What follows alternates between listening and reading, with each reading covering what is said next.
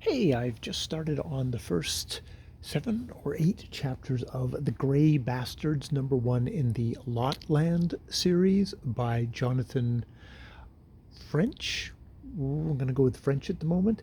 2015 dark fantasy novel with a bunch of half orcs living on Lotlands, which seem to have been sort of given to them as they fought in battles against complete orcs, who they are the offspring of from what sounds like basically the orcs raping human women and producing these half orcs who are sterile. They can't produce children of their own, so they're kind of their numbers get continually replenished by the orcs coming in and having raped women, which, yeah, that gives you kind of an idea of the dark, grim part of this book. And unfortunately, that sort of seems to extend to generally all the female characters are either prostitutes or the one half orc woman who kind of pops up to save the title character, the not title character, the main character of this first book, Jackal, does so naked with crossbows, and everyone's like kind of ogling her um, as she helps. And indeed, they have that kind of will they won't they kind of relationship, which probably means Fletch is probably going to end up as the lover of Jackal. So that is not great. It is definitely a dude dark fantasy novel. And, you know, it is actually kind of an interesting world. They are basically a gang.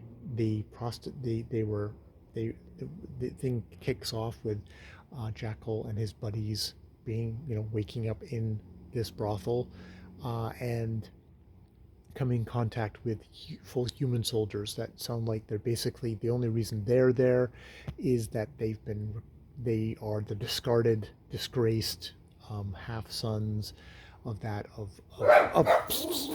hey guys, uh of nobility, Theo. Um, and one of them in particular, the new recruits, mouths off and tries to beat the half orc as some kind of, basically, we had these kind of slaves on our estate, so I'm going to treat this guy like this as well.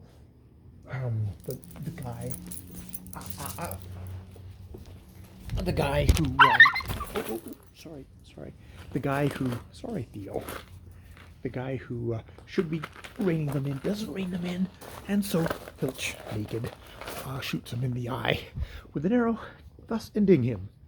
And this is probably going to spin out into bad stuff because it turns out the guy is the only son of a marquise who probably got the guy off into the Lotlands as a way of escaping execution, but cares about him. So this is going to spin out. There is another half orc that comes that is a wizard of some sort, and they tussle with a demon in the thing.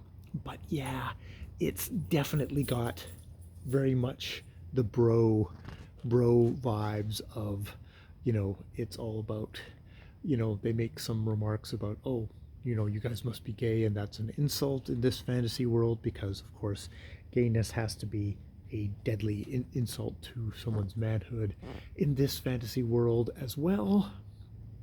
With, yeah, so it's probably going to be a pretty reprehensible book, is what I'm saying, but it's kind of entertainingly written.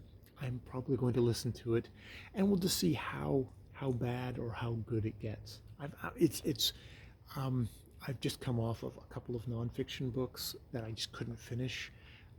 Whatever my headspace is at the moment, without a story, I just can't seem to kind of give a fuck. So I'm going to continue on with this, but it's funny. This is the curse of actually talking about stuff I'm reading. Is I start going, oh, this really is shitty. Oh, this is really shitty. But it's it's definitely written in a kind of a it's written very readable and kind of a driving story with lots of good action. I guess I'll just sort of see how it goes and see if is the misogyny of the book thought about at all. This is written in 2015, so it's actually kind of, a modern author, or is it just sort of a complete throwback, and this misogyny is completely undigested? I guess I'll find out. I guess I will find out. There's definitely is a history of that in dark fantasy. I mean, George R. R. Martin gets accused of that, while at the same time being able to write some fairly interesting female characters.